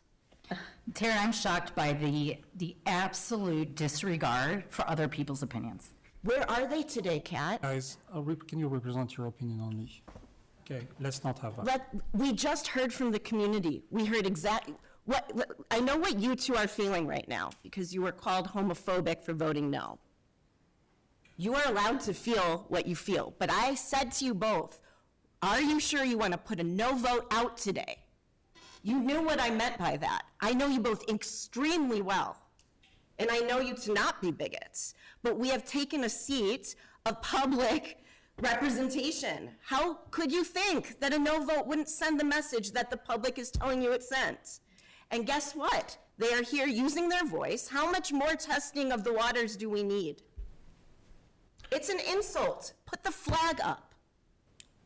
I'm sorry, you have never heard me this angry before. We have not just started in May. We started in 2023, and the two of you, read your notes. We're both very supportive, but we just needed to do a little bit more. Well, we did a little bit more, and it's still a no for you. The community is here. Where are the no voices? Where are the no voices who feel bullied by, where is your pride? What is bullying? What is a bullying message of that? What I was saying is, where is the Lake Bluff welcomes you message? That's what puzzled me about that message. That message was telling us that we had done the wrong thing, rather than saying the message that purportedly is what everybody's after, that Lake Bluff is welcoming. I'm not following. I want to take myself down a notch, so I want to understand I what will you're as saying. well. I will as well. I'd like to say a few words, if it's okay. All right, you Wait, guys- no, I just wait, didn't wait. understand what Susan was saying. I Yeah. found the Where's Your Pride, Lake Bluff counter to the message that we were supposed to be sending, which was, Lake Bluff welcomes you. The same effort that could have gone, that went into that message, might have gone into a message that says, Lake Bluff welcomes you, in a positive way, giving exactly the same pressure that apparently was intended. So I don't understand why we don't have this town flooded with Lake Bluff welcomes you messages. I do not understand. But that's because of what just happened. What do you mean? We can't approve, the staff can't approve ribbons right now. We can't approve any sort of display on public municipal property because of our no vote. That's the consequence of us voting no. That's why we need to come back and figure this out right now. People So- will be denied because of our no votes. So. I don't believe wait, so. Wait, guys, hold on. But just to may I clarify one thing, that the ribbon question on Parkway trees, that's correct. I cannot issue a permit until that's worked out. There you go. I would say, however, that special event application to Village Green, that still exists and has always existed for the last 5 years or more as a platform for speech or display. So- that still exists. So I'm hearing two different things. We can have continued discussions on the flag and hopefully get this done in one way or another. But we also have on the table the ribbon discussion, okay? So to you, do you support the ribbons? I support both, and I support us amending tonight so that the public can absolutely fill out their paperwork and use their private speech on municipal property to put ribbons up and down the boulevards, the trees, and their special use permit to celebrate. I mean, this is what I'm saying, is it's two separate issues, and what the community has asked us tonight is to show that the government is using its speech to support them. Got it. Thank you. Rafi? Thank you, Regis. Thank you all for coming tonight. We asked for feedback, and you provided that. I'm so happy to see so many people. We've gotten a lot of feedback and email from over the last 12 days from many other people as well. To start, I want to say I don't mind that my vote was called homophobic. I don't mind being told I didn't have a heart. I don't mind being told to grow a spine. Although I disagree, I do respect your right to have that opinion of me, although I believe it's misguided. 2 weeks ago, we did not have a vote to solely raise the pride flag. That is not what we voted on. And if you think that's what we voted on, you are incorrect. We voted on a number of things, and one of them was to ban and prohibit religious events on village property. So we were voting 2 weeks ago to get rid of the Christmas tree at the Village Green. We were voting 2 weeks ago to ban the menorah on the Village Green. I'm going to stop you. No, it's not the case. That is absolutely the case in my... We actually corrected you 2 weeks ago from Drew, where that was actually excluded. It specifically said it does not allow non-secular events. That's how the resolution was written. There is a section that says that that's true, but there was also the express approval for holiday decorations was permitted. But it also said it was not allowed to have non-secular events. Also, if the goal of what we're doing here is to be inclusive, that resolution was as exclusive, in my opinion, as you can get to the topics that we wanted. And I voiced that opinion at that meeting, saying, I feel like this is an exclusive thing to only these groups, and I stand behind that. I would love to raise the pride flag, and I'd love to raise it tomorrow morning. And I would vote tonight to do it, just as long as every other group has that same and open and fair process that every group gets. So specific to a couple of things in the memo that the village attorney and the village administrator provided us. I hope everyone had a chance to read it.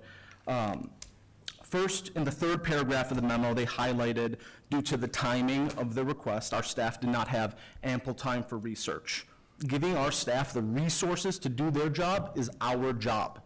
We have not supported our staff and given them the time, as they've clearly explained to us. Secondly, in the proposed solution for the ribbon request, discussing the Clarendon Hills program. The fourth bullet point highlights that any resident opposing the display of ribbons should feel comfortable removing them from the parkway trees in front of their home at any time. If we allowed for the pride ribbons to be flown, I do not want people cutting them down. So as you are proposing that thing, I would not want people cutting those ribbons down. And if we voted on what you're proposing tonight, they would be allowed to cut them down. So I think the next event could be a religious event. And while I might not align with the religious views of my neighbor, I certainly respect their views. And I would not feel comfortable cutting down a ribbon of a different religion just because it wasn't mine. So I would be strongly against that. Additionally, village attorney noted that the removal of those ribbons might be subject to a First Amendment challenge that I do think we should take very seriously. Thirdly, as it relates to my thoughts on Pride Month, the first bullet of that memo clearly states that our current special events application allows our policies and procedures to support a pride celebration on the Village Green. We could do it tomorrow. We could do it on next week. We could do it whenever we want. We haven't done it yet. As outlined in that memo, the special event policy is content neutral, as required by the First Amendment, and under this village policy, the village can't pick or choose approval based on the message or the content. So that aligns with my views on exclusivity, which I don't want. So our current special events application resolves my first issue. The second bullet point, specifically the section F, highlights these displays should have limits, which I continue to disagree with. I think there should be no limits. Specifically, this calls out to not promote partisan, political, or elected-related activities. Also, to not promote for-profit entities. So if the Lake County Democrats wanted to host an event on the Village Green, they should be able to do so. This memo does not provide for that. If our beloved Bluffington's Cafe wants to put out a sign highlighting their lunch specials or a 2-for-1 deal, this memo explicitly bars that. I do not support that. In my opinion, there should be no limits on displays. In closing, I strongly support Pride celebration. I think there's a lot of ways to do it. We could do it on the Village Green.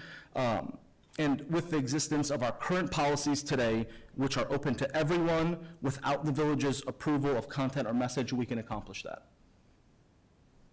Thank you for listening to me. Thank you, Rafi. Are there changes to what you want to make?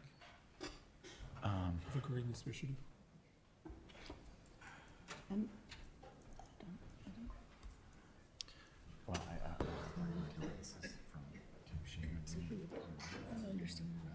Well, I will finish that circle. Thank you, Rafi. We have Steve, and we have a lagging remark from Susan. Do you guys want to speak? Yeah, I'm happy to. What a great day to see everybody here. Thank you all for coming out and expressing your opinions. It is awesome, and it's really telling for me to have everybody here. My opinion is that we want to celebrate, and I say this to Regis all the time, inclusivity in Lake Bluff in a big way, across the board, LGBTQ and everything else. This is a community where everybody is welcome. One thing that I learned today is that the LGBTQ community and Pride Month kind of over-indexes here in Lake Bluff in terms of the importance and what it means relative to some of the other communities. There's a lot of you here, right? It's really, it's an incredible show of force, and I love it. And I'm not going to tell you all of the things that I do personally in my world related to supporting the LGBTQ community, but I do. I really resent being called homophobic or pandering to homophobes. To me, that's bullying, just like the bullying that my kids felt as kids, that LGBTQ kids feel. It's just bullying and shaming, in my opinion. I'm an adult, I can handle it, but yeah, it's pretty rude. My opinion here is that I wholeheartely support. I really wish, I have the only home on Scranton until today with an LGBTQ flag on it. I'm proud to have it on my house. I don't see a lot, just like what Susan said. I really wish we were celebrating in a more meaningful way, and I wholeheartedly support the idea of ribbons. I want people to take advantage of what's offered to them on the Village Green. I would participate in it. I have told Regis that I would pay for signs, yard signs, to go up, to give to all of our friends and neighbors who want to put them up, that say everyone is welcome here with an LGBTQ flag. I'd love to do it, personally. At my company, I have 130 offices over 14 states, and every one of those celebrates LGBTQ because I own the company and I can express my thoughts. Do I think the government ought to be doing this? It's questionable. I don't know. It's not as much of a slam dunk as it is for me to do personally. So I wholeheartedly support the ribbon policy that Taryn has brought up.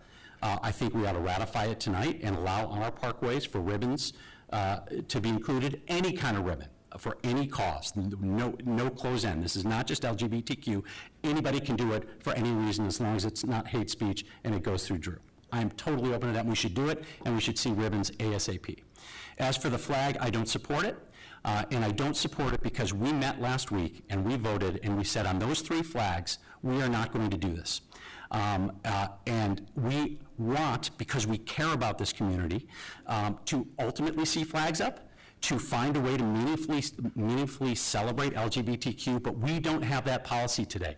We don't know what groups to include. I mean, this is the LGBT contingent today, but there's other groups that we should be including as well. We need to talk about who's included and who is excluded. We need to talk about, is it a flag, is it something else? We need to figure out what is the location. Is it this flagpole or that flagpole? And we said that we were going to do that work. And so I am not supportive of putting a flag up somewhere that ultimately I'm not going to support and doing it for a week so that we can hear feedback. I'm just not open to that. So those are my thoughts. Thank you.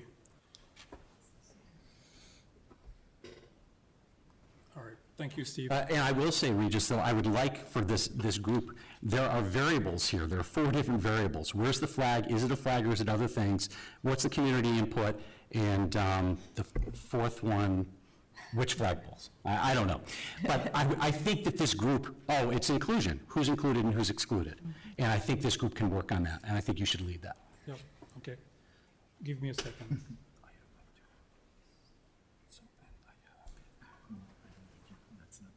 Okay, all right. Suzanne, do you have something to add?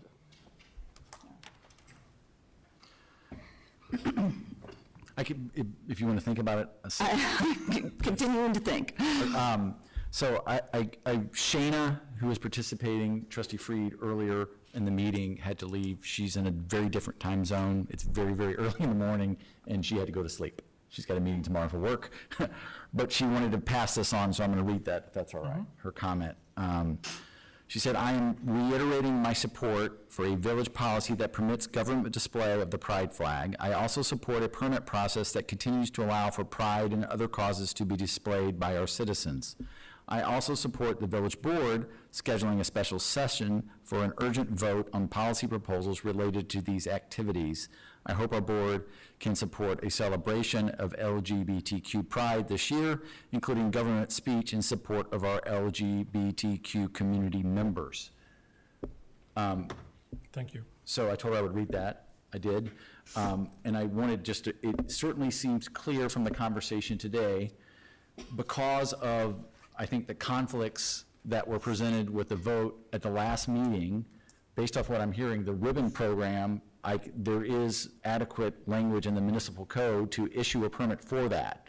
If somebody wants to present that application, and the ribbon program can happen like we're discussing. So I think there's clarity for that, and that's why I brought that forward. I think there's sufficient clarity.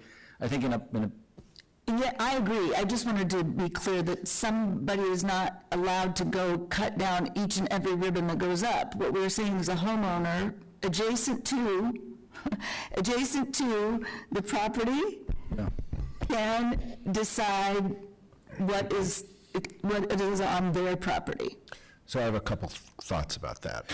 I don't want people to be able to cut down every ribbon. Well, I mentioned to Drew when Clarendon Hills came up that this provision that allows a property owner to cut down the ribbon in front of their house, I thought created a legal issue, because that's content-based. And if Clarendon Hills, their example, is going to authorize ribbons on all the parkway trees, then to let and to authorize residents to take them down based on the content is, I think, can be challenged. That doesn't mean you can't do it, you just gotta be aware of the risk. The way to get rid of that risk is if somebody doesn't want any ribbons on their tree, then no ribbons on their tree. Just everybody's eyes wide open. Like, if we're gonna have that provision as part of this, be aware that it could be suspect, but Clarendon Hills is doing it, I think Hinsdale is doing something similar, so I just wanted to raise it. Okay, and I would just, in case anybody reads this, or watches this, people here understand that we are not inviting people to go around town cutting down ribbons. We are saying if a property owner prefers not to have a ribbon, whatever ribbon, on their property, not their property, on the property that's adjacent to their property, town property that they can decide that they prefer not to have a ribbon on that property. That is the ribbon policy that I would like to direct the administration to act on today. Susan, can I chime in here? I would not support that policy. I would like that ribbon to be prohibited from being cut down. I don't think that we should have residents cutting down ribbons on village trees, on village property, even if it's in front of their home. So, at the decision B, that we would allow ribbons on public property not adjacent to somebody's home. I'd support that. Okay, guys, so this is what we are. We have a ribbon Including policy. including the parks. Wait, guys, wait, no. I'm sorry to interrupt, go ahead. Stop. I'm, for everybody here, this is what I'm doing, okay? I'm taking tallies and I'm trying to get to a consensus, trying to get to a decision that makes sense for everybody on this side, that will make sense for everybody else in town. What I have is, I have 4 to 5 people that are saying that ribbons are okay. You're saying that you're the only dissent on that, okay? That is not correct, Regis. So- I am supporting the ribbons, I just don't support people cutting them down. So if we allow people to cut the ribbons down that we're hanging up, I Okay. think that goes against what we're trying to do here. So hold on, So I okay. want the, no, hold on. I am supportive of the policy to have ribbons, I just want it prohibited to cut the ribbons down. So, okay, keep that thought down. So Drew, so what is the policy around the cutting of a ribbon? What is the policy saying about if people have a right to remove those ribbons? What are the specific on specifics? There is nothing on that? specific in the code today. And the idea, the village attorney is saying it'd probably be best if there wasn't any authorization or express authorization to remove ribbons if you didn't want to see it in your property, in front of your property. So I think what I'll do is if somebody presents a ribbon request, I'll say I'll grant it for parkway trees only for 14 days, and it'll be a responsibility of the person who put them up to take them all down. Then after 14 days, if they leave them up, we will take them down. And maybe there's consequences for future ribbons. They don't, not good ribbon placers, and we're observing the practice. But I think that's as simple as it needs to be. And it sounds like everybody's okay with that. And do ribbons get cut down already? Sure, that happens already. But it's very difficult to patrol every parkway tree, and that's something that's. I just don't want to encourage people to cut down ribbons. Understood. So I Because think then we you're going to have one bad actor who cuts them all down. I agree. So, thank you. We're not helping the movement. Thank you, Rafi. Yeah. So basically, I think we have a direction for Drew on the ribbon. That's number one. Number two, I do not have consensus on the flag, okay, simply enough. So I don't feel comfortable having a flag for the next week or 2 weeks on the village hall right there. I think it's a miss, but what I hear instead is we're going to continue working on that. Yes. Okay, and what we have is work out a policy, and we have another 11 months to get this done. I mean, I've been on that 2 years, okay, so, but I'm not quitting. So basically, we're gonna craft a policy that will answer to what we heard today, that will satisfy the different comments I've heard on this board. Is this a consensus? Yes. Yes. Okay? Sorry to keep chiming in. I don't know that you have a consensus no on the flag, Regis. I am for the flag on the flagpole. You are, but As we long as it's don't open to have everyone. a majority to put it on the flagpole. Not going to raise it because. I cannot do that. But So you what- might, because you've got 3 votes for, 3 votes against. Not necessarily, because I disagree with you that it needs to be that broad. I'm not afraid of, So then you would be a no vote on that? no, I'd be a yes vote for the express purpose of raising the pride flag. As would I. You guys turned down the more broad language that we crafted and fine-tuned. Let's just do the simple, easiest thing. Can't be cut down. It's very difficult to do that. Yes. It's less expensive. It's less work for the staff. So guys, One flag. it's 8:15, which we have been on around 15. Well, the only consensus I can hear from is we continue talking about it on the 23rd, okay? And that's where I can stand. What'd you say? That's the next regular meeting's the 23rd at 6 o'clock. Keep this workshop.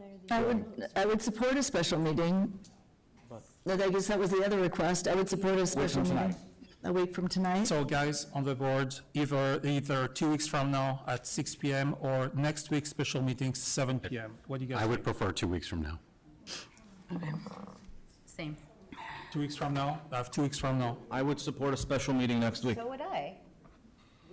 Again, once again, Pat, what this do you is an think? important issue. I support 2 weeks. Okay, that's 2 weeks from now. So, 2 weeks from now. 23rd, 6 o'clock, this room. That's our regular board meeting. It'll be a cow before another workshop just like this. But would Can there we- be anything up for a vote? There's no. So why, All right. So I think we're done. Can I please have a motion to adjourn? Motion to adjourn. Thank you. You need a second. Second and a vote. Second? Second. All in favor? Aye. Anyone opposed? Thank you very much.